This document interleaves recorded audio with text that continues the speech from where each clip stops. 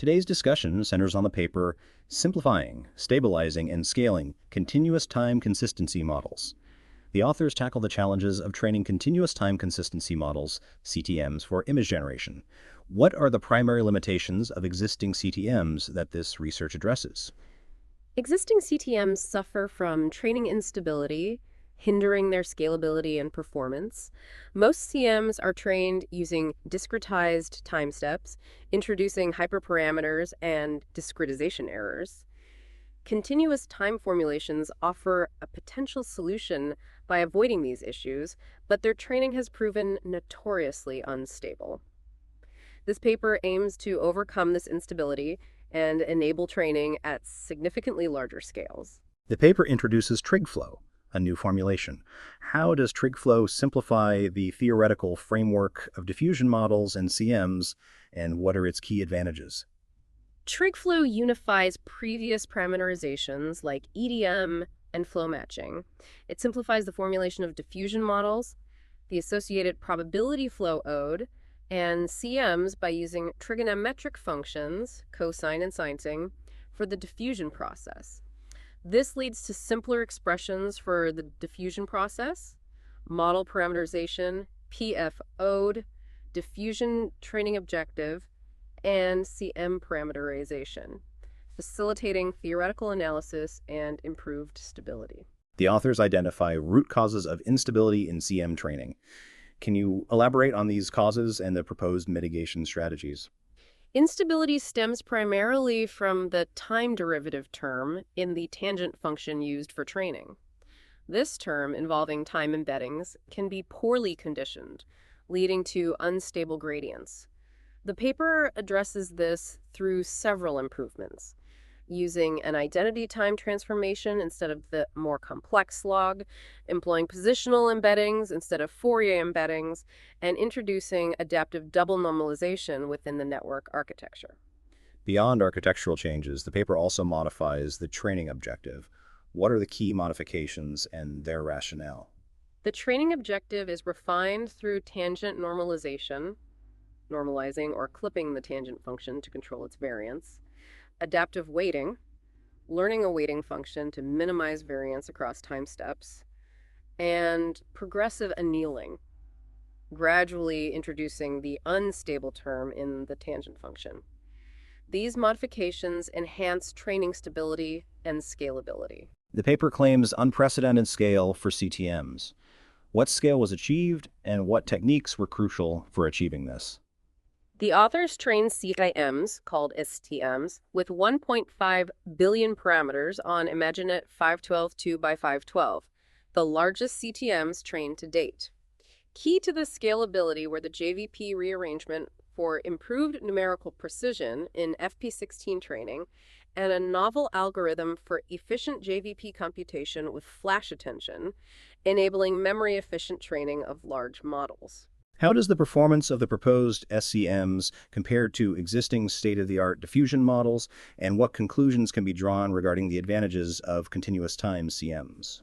Using only 2 sampling steps, SCMs achieve FID scores competitive with the best existing diffusion models, which often require dozens or hundreds of steps.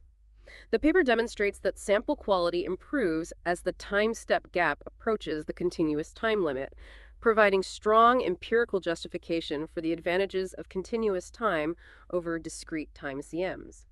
The SCMs also exhibit better diversity and compatibility with guidings compared to VST methods. The paper mentions both consistency training, SCT, and consistency distillation, SCT. What are the differences, and which approach proved more effective at different scales? SCT trains CMs from scratch, while SCD distills knowledge from a pre-trained diffusion model. SCT is more efficient at smaller scales, but SCD shows more consistent performance across scales, scaling predictably with the teacher model's size.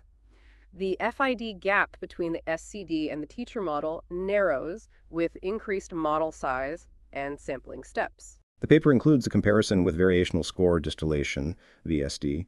What are the key differences in performance and sample quality between SEMs and VSD? SCMs produce more diverse samples and are more robust to high guidance levels compared to VSD.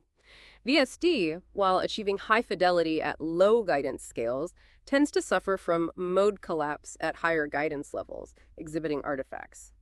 SCMs maintain better balance between fidelity and diversity across a wider range of guidance scales. What are the key takeaways from this research for practitioners working in the field of generative models? This work provides a significantly improved and simplified framework for training continuous time consistency models. The proposed TrigFlow formulation, along with the architectural and objective function modifications, addresses the long-standing instability issues, enabling training at unprecedented scales. The results demonstrate the potential of CTMs as a highly efficient and scalable alternative to traditional diffusion models. The techniques are applicable to both consistency training and distillation, offering flexibility in model development.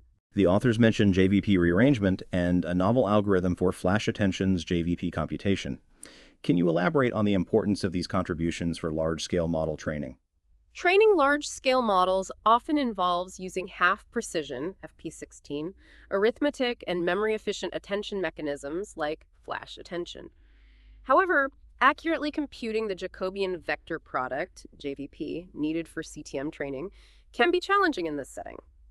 The JVP rearrangement improves numerical stability by avoiding overflows in intermediate layers, while the novel flash attention JVP algorithm significantly reduces GPU memory usage, making large-scale training feasible. The paper extensively evaluates the model's performance using the Fréchet inception distance, FID.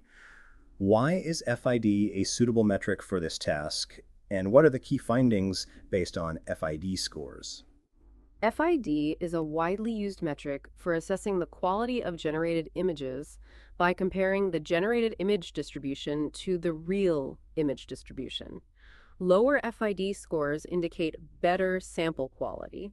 The results show that SCMs achieve FID scores comparable to or better than state-of-the-art diffusion models, using significantly less computational resources during sampling. The paper highlights the importance of adaptive weighting in the training objective. Can you explain the benefits of this approach compared to manually designed weighting functions? Manually designed weighting functions require significant hyperparameter tuning and can be suboptimal for different datasets and architectures. Adaptive weighting, by learning the weighting function alongside the model, automates this process, leading to improved performance and reduced tuning effort. It also helps to balance the loss variance across different time steps, further enhancing training stability. What are some potential future research directions based on this work? Future research could explore further improvements in the stability and scalability of CTMs, potentially through more advanced optimization techniques or novel network architectures. Investigating the application of CTMs to other modalities beyond images, such as audio and video, is another promising direction. Finally, exploring the combination of CTMs with other generative model techniques could lead to even more powerful and versatile generative models. The paper demonstrates a significant advancement in training continuous time consistency models, the unification of existing frameworks, the identification and mitigation of instability issues, and the achievement of unprecedented scale represent substantial contributions to the field. The improved performance and efficiency compared to existing methods highlight the potential of CTMs for various generative AI applications. Thank you for this insightful discussion.